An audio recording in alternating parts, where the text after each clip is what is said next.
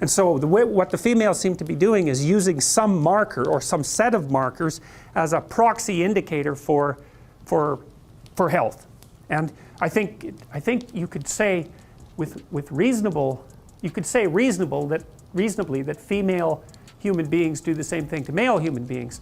And there's some of that vice versa too. Like we evaluate each other, for example, for symmetry, which is one of the elements of beauty, because healthier people tend to be more symmetrical. And lots of animals use symmetry. Butterflies, if butterflies won't mate with another butterfly if it deviates from symmetry by the tiniest amounts you can imagine. So symmetry is a marker, and there's other markers like shoulder width to waist width is one, and waist width to hip width is another. That's usually what males use that to evaluate females in part. So there's lots of markers of health. But it also looks to me like the data worldwide seems to indicate that women, so imagine that women mate across dominance hierarchies and up, socioeconomically speaking. And on average, across cultures, women go for men who are about 4 to 5 years older. You know, it varies. In the Scandinavian countries, that's shrunk a little bit, but not that much.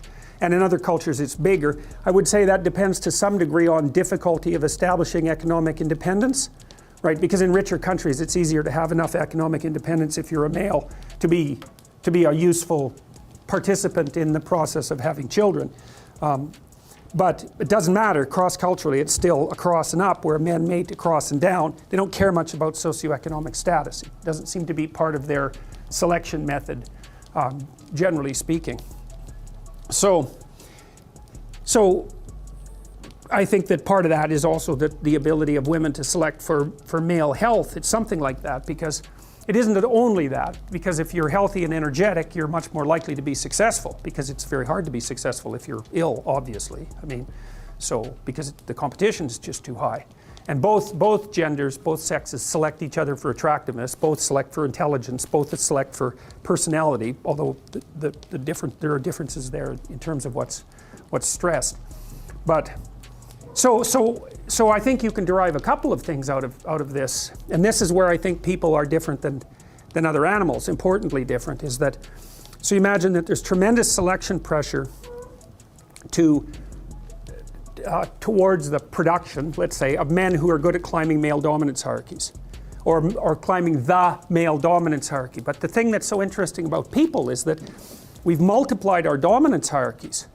You know, if you take an animal that's got a rather static behavioral pattern, then there's a single hierarchy. Elephant seals are a good example of that. So elephant seals, the males are absolutely massive. They're way, way bigger than the females.